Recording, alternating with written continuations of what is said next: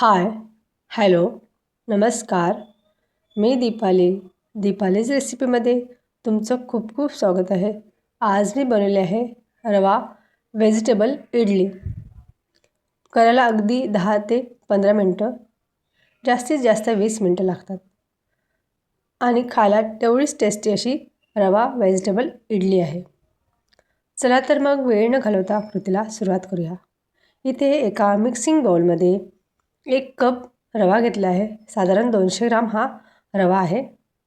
त्यानंतर अर्धा कप दही घेतलेलं आहे आणि अर्धा कप सुरुवातीला पाणी टाकलेलं आहे.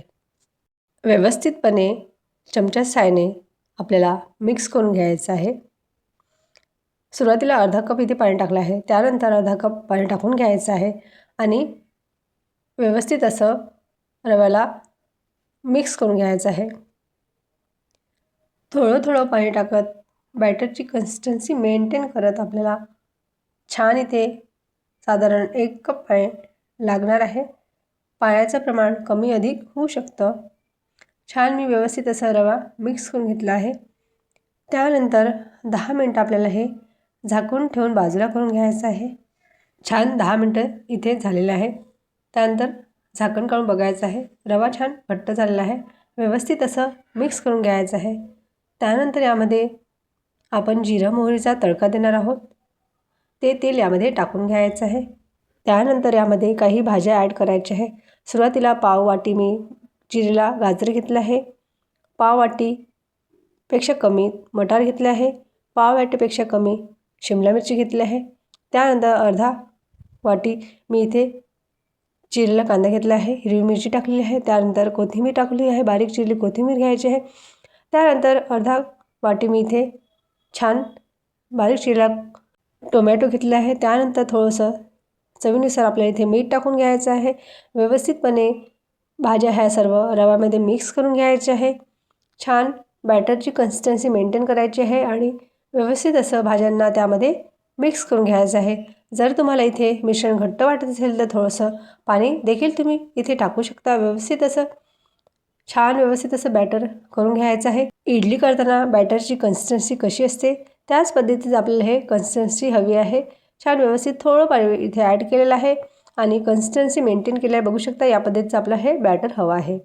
छान व्यवस्थित असं मिक्स करून घेतलं आहे आणि मी इथे इडली पात्राच्या भांड्याला तेल लावून घेत आहे. सर्व पात्राला इथे तेल लावून घ्यायचं आहे आणि गॅसवर इडली पात्र ठेवायचं आहे. त्यामध्ये पाणी टाकून आधीच त्या पाण्याला उकळी आणून घ्यायची आहे.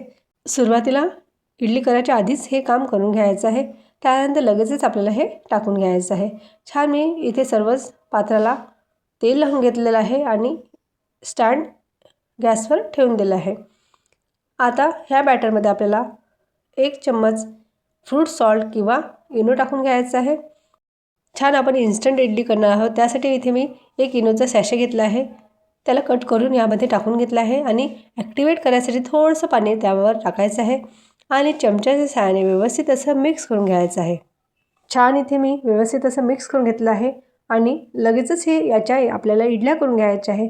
इनो ॲक्टिवेट असल्यामुळे आपल्याला इथे लगेचच हे बॅटर स्टँडमध्ये टाकून घ्यायचं आहे आणि लगोलग आपल्याला हे भांडे पात्रामध्ये ठेवून घ्यायचे आहे. ही प्रोसिजर पटकन करायचं कारण इथे इनो ॲक्टिवेट असल्यामुळे लगोलग आपल्याला ही प्रोसिजर करून घ्यायची आहे.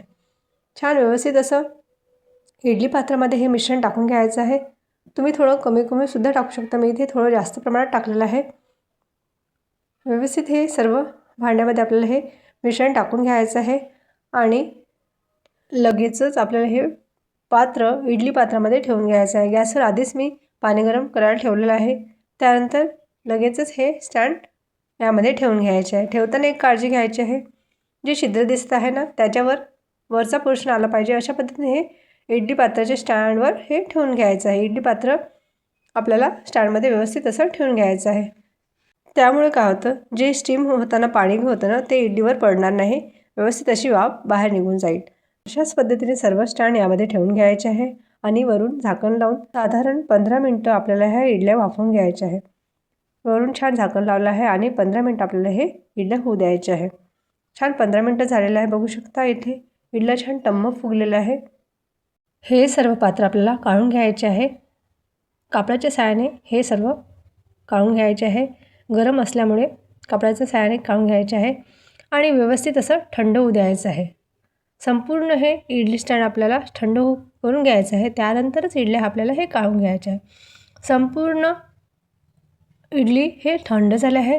त्यानंतर चमच्याच्या साहाय्याने व्यवस्थित असं चमच्याच्या साहाय्याने काढून घ्यायचं आहे. बघू शकता अलगद अशा आपल्या इडल्या निघत आहे आणि कुठेच स्टँडला चिटकल्या वगैरे नाही.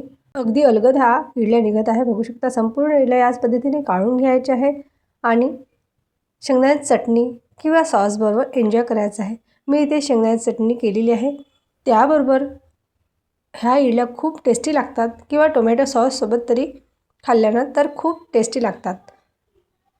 अगदी टम्म फुगलेल्या मऊ लुसलुशीत जाळीदार आपली इडली तयार झालेली आहे. रेसिपी आवडल्यास एक लाईक नक्की करा आणि चॅनलवर नवीन असाल तर चॅनलला सबस्क्राईब देखील करायला विसरू नका. बघा किती छान अशी मऊ लुसलुशीत झालेली आहे. चला तर मग भेटू पुन्हा एखाद्या छानच्या रेसिपीसोबत. तोपर्यंत बाय बाय.